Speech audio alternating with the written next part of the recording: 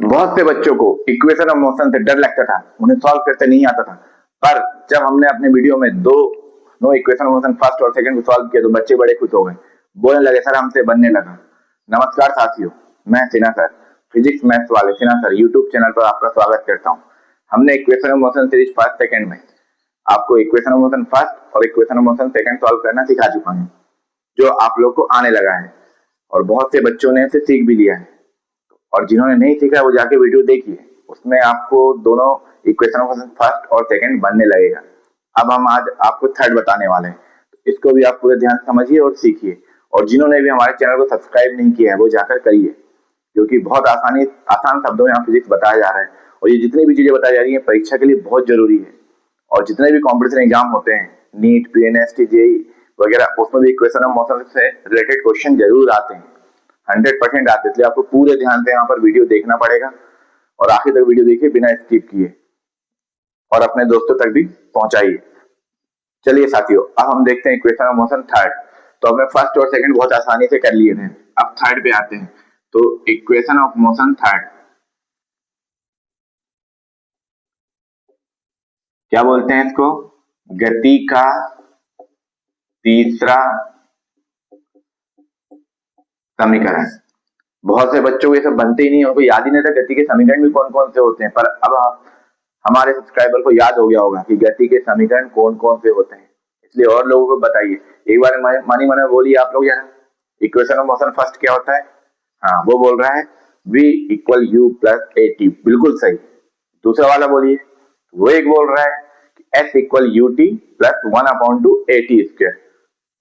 अब देखो वो बोल रहा है कि sir half A T square. बेटा दोनों एक ही होते हैं, 1/2 या हाफ एक ही होते हैं, ठीक है ना। चलिए, तो क्या है थर्ड वाला? V square equal U square plus 2as, यही होता है। बहुत ध्यान से देखिएगा, आपको ये बन जाएगा। बहुत आसान है, बहुत आसान है, बिल्कुल ध्यान से देखिए। अब हमको ज्यादा कुछ बताने की जरूरत नहीं पड़ेगी, क्योंकि हमने दोनों वीडियो में आपको बहुत सारी चीजें सिखा दिए है ना। अब ध्यान से पहले हमको इसको देख लेते क्या क्या चीजें हैं इसमें। सबसे पहले यू क्या होता है? इनिशियल वेलोसिटी, बहुत बढ़िया, शानदार, प्रारंभिक वेग, गुड। v क्या होता है? अंतिम वेग, अति उत्तम। और क्या बोलते हैं इंग्लिश में? फाइनल वेलोसिटी, अरे वाह। ए भी आपको पता है, एक्सेलरेशन, एस भी पता है, डिस्प्लेसमेंट। अब तो आप लोग इसको पहचान गए तो हमको बताने की जरूरत ही नहीं है, ठीक है। बच्चे खुश हैं क्योंकि उनको पता चल गया। अब आप ध्यान से सुनिए, अब इसको भी कैसे स्टार्ट करते हैं। इसको भी स्टार्ट करते हैं एवरेज वेलोसिटी से, जैसे उसको किए थे आपने पिछले उसमें। तो formula of average velocity apply करते हैं। क्या करते हैं? फार्मूला ऑफ एवरेज वेलोसिटी मतलब बच्चों क्या निकालेंगे हम? औसत वेग। औसत वेग, बहुत आसानी से फार्मूला आपको याद हो गया होगा, सबको याद है फार्मूला। आप लोग बोलो, हम नहीं बोलेंगे, बोलिए। सही है, बिल्कुल सही। फिर हाँ बिल्कुल सही। फिर अपॉन में 2। अरे बहुत शानदार, इस बच्चे के लिए ताली बजा दो।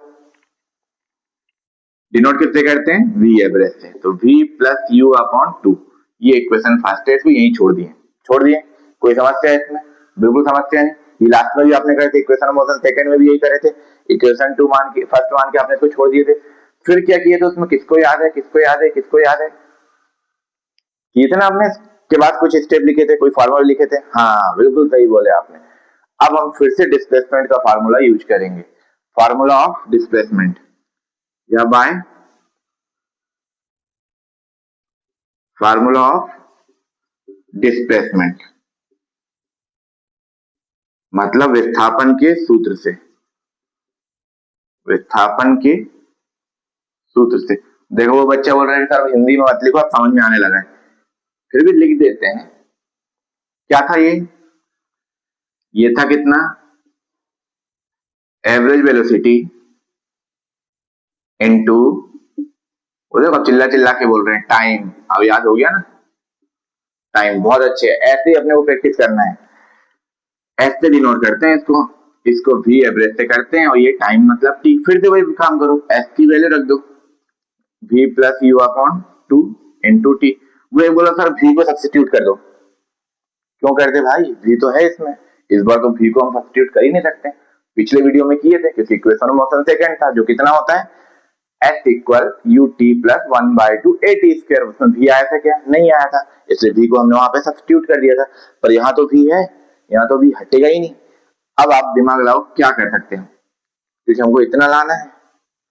अब इसमें कौन नहीं है, t नहीं है, हाँ सही दिमाग लगा है। अब हमको t को सब्स्टिट्यूट करना है, t को यहाँ से रिप्लेस करना है, t को यहाँ से हटाना है। अब t को हटाने के लिए हमको किसके पास जाना पड़ेगा, फिर से वो फर्स्ट इक्वेशन पास जाना पड़ेगा जहां से स्टार्ट हुआ था। इसलिए कभी भी जीवन में अपना जहां पे स्टार्ट होता है उसको कभी नहीं भूलिएगा, क्योंकि जहां से स्टार्ट होता है जीवन वो सबसे इंपॉर्टेंट चीज है, वो हमेशा यूज होती रहती है। तो अब इक्वेशन ऑफ मोशन जहां से स्टार्ट होता है वही पहुंचेंगे, मतलब कहां पर, इक्वेशन ऑफ मोशन फर्स्ट पे पहुंचे। बहुत अच्छे, इसको मिटा दें। आप लोग लिख लिए होंगे नहीं, ये नहीं भी लिखे तो वीडियो कहाँ भागा जा रहा है, बार बार देख सकते हो आप, एग्जाम के समय रिवाइज भी कर सकते हो ना। इसको हम बड़े से यहाँ लिख लेते हैं, ठीक है। आप वीडियो को कम से कम 2 बार जरूर देखना है, एक बार आप कॉन्सेप्ट को समझने के लिए, दूसरा रिवाइज के लिए, और एग्जाम के समय एक बार और देखना। तो आपको जरूरत नहीं पड़ेगी ज्यादा प्रैक्टिस करने की, परेशान होने की। बिल्कुल आसान है फिजिक्स, फिजिक्स से आसान कोई सब्जेक्ट नहीं होता यदि आपने उसको कॉन्सेप्ट को पकड़ लिया, ठीक है। वो एक बोला था चोरे के जो पकड़ लेंगे, नहीं, पकड़ना पड़ता कॉन्सेप्ट को। अब ध्यान से देखिए कहां से पहुंचे थे, किसको याद है, किसको याद है, हाँ याद आ गया। एस इक्वल क्या था, v plus you upon 2 into T था ना। अब टी को सब्स्टिट्यूट करना है तो वो फिर से किसके पास जाना पड़ेगा, इक्वेशन ऑफ मोशन फर्स्ट के पास। क्या था वो, v equal you plus A T. अब टी को सब्स्टिट्यूट करना है तो टी की वैल्यू यहाँ पे फाइंड कर लेते हैं हम। तो u को ट्रांसफर करते हैं पहले, तो v माइनस कितना हो गया, u इक्वल ए टी। ए का भी ट्रांसफर कर दो, v minus you upon A equal T. अब ये t की वैल्यू यहाँ पुट कर दो, बिल्कुल आसानी से कर सकते हैं, मैथ का रूल है ये, v माइनस यू अपॉन ए। अब बीच में मल्टीप्लाई है, मल्टीप्लाई कर दो, v प्लस यू अपॉन एक ब्रैकेट में कर दो, v माइनस यू एक ब्रैकेट में, अपॉन में 2 इंटू ए कर देते हैं, कर दिए बहुत आसानी से। इसका ट्रांसफर इधर हो जाएगा। अब तो कई लोग को दिखने लगा हो इक्वेशन ऑफ मोशन, दिख रहा है 2s आ गया। अब ये फार्मूला बन गया ना, बना, कौन सा फार्मूला बना, ए स्क्वायर माइनस बी स्क्वायर का क्या होता है, ए प्लस बी ए माइनस बी। बेटा फिजिक्स में मैथ लगती ही है, तो मैथ भी स्ट्रॉन्ग होना चाहिए, जिसकी वीडियो भी हम डालते रहते हैं, तो आपको मैथ का भी देखते रहना है। V square minus U square, U square का ट्रांसफर कर देगा तो यू स्क्वायर हो जाएगा, इधर आ जाएगा तो 2as इक्वल वी स्क्वायर। तो देखो आपका इक्वेशन बन गया, V square equal U square plus 2s, equation of motion first method. तो देखा आप लोगों ने कितनी आसानी से हम लोगों ने तीनों इक्वेशन को 3 पार्ट में बांटकर सीख लिया। कोई कठिनाई सीखा क्या, नहीं सीखा, बिल्कुल आसान तरीके से सीखा, ठीक है। मिटा दे इसको। तो आप लोग को बहुत अच्छा लग रहा होगा फिजिक्स पढ़ने में, अब इंटरेस्ट जाग गया होगा फिजिक्स पढ़ने में। फिजिक्स इंटरेस्ट का ही खेल है। तो अब हमने तीनों इक्वेशन जो कौन कौन से हैं, v equal you plus A T first था, s equal U T plus 1/2 A T square, और थर्ड था v square equal U square plus 2s। ये तीनों को हमने सिंपल मैथमेटिकल मेथड से सॉल्व करना सीख लिया है, सीख लिया है। सिंपल मैथमेटिकल मेथड था ये, क्योंकि अभी इंटीग्रेशन मेथड भी आएगा, उससे भी सिखाऊंगा मैं, वो कठिन होता है पर मैं सिखाऊंगा। मैं आया हूं तो फिजिक्स सिखा के जाऊंगा। फिर दूसरा ग्राफ मेथड, सबसे इंपॉर्टेंट है ग्राफ मेथड, एग्जाम में सबसे ज्यादा ग्राफ मेथड से ही आता है, हमको मेथड भी सीखना है। और आप लोग को ये आ रहा है और आपको आसान लग रहा है, और फिजिक्स को और ज्यादा आसान बनाने के लिए हमारे वीडियो को जरूर देखा करिए, और हमारे चैनल को सब्सक्राइब जरूर करिए, लाइक करिए, कमेंट भी जरूर करिए। कमेंट से हमें पता चलता है कि आपने वीडियो को देखा, समझ आया नहीं आया। जिनको समझ आया वो डन लिखिए, जिनको कुछ पूछना है वो कमेंट में पूछिए, हम उसके अनुसार वीडियो बना के भेजेंगे। लैंग्वेज की दिक्कत हो रही है कि सर इंग्लिश हिंदी आप अलग अलग बताओ, तो हम इंग्लिश मीडियम का अलग बना देंगे वीडियो, हिंदी मीडियम का अलग बना देंगे। उनका चैनल, उनका जो प्लेलिस्ट अलग रहेगा जिसमें आप देख सकते हो। पर अगर आप दोनों को देखोगे ना ज्यादा अच्छे समझ में आएगा, हिंदी इंग्लिश दोनों मेथड से आप देखो। खासकर हिंदी मीडियम वाले बच्चे इंग्लिश मीडियम में फिजिक्स को पढ़ना सीखें, ठीक है, क्योंकि आगे एग्जाम में इंग्लिश में भी पूछेगा तो आपको ये बनने चाहिए, क्योंकि कॉमन है, ज्यादा टफ नहीं है, सिर्फ शब्द भर का फर्क पड़ता है। तो उम्मीद है आप लोग को ये वीडियो पसंद आ रहा होगा, हमारा चैनल भी पसंद आ रहा होगा। वीडियो पसंद किए जा रहे हैं, बच्चे देख रहे हैं, और बच्चों को दिखाइए। ठीक है, अब जो अगला वीडियो आ रहा है वो आएगा आपका इंटीग्रेशन मेथड। इंटीग्रेशन मेथड से हम इक्वेशन ऑफ मोशन सॉल्व करना सीखेंगे, पर इसकी प्रैक्टिस आपको तब तक कर लेना है। ठीक है, आप इसको 2-3 बार कर लीजिए और मुझे बताइए कमेंट में कि हमने ये प्रैक्टिस में कर ली है। और जब भी आपसे ना बने, जब भी आप कंफ्यूज हो, तो जाके ये वीडियो देखिए, क्योंकि अभी आपके एग्जाम, स्कूल खुलने वाले, फिर क्वार्टरली एग्जाम, और क्वार्टरली एग्जाम में जरूर आते हैं इक्वेशन ऑफ मोशन सॉल्व करने के लिए। और अब आपसे बन जाएंगे, क्योंकि हमें पता है कि आपसे बन जाएंगे, हमने ऐसा सिखा ही दिया है आपको कि आपसे बन जाएंगे। नहीं बनने का सवाल ही पैदा नहीं होता, आप भूल ही नहीं पाओगे, प्रैक्टिस में रहेगा आपके, और ये परीक्षा के लिए बहुत जरूरी है। ठीक है, तो आप वीडियो को बिना स्किप किए देखिएगा।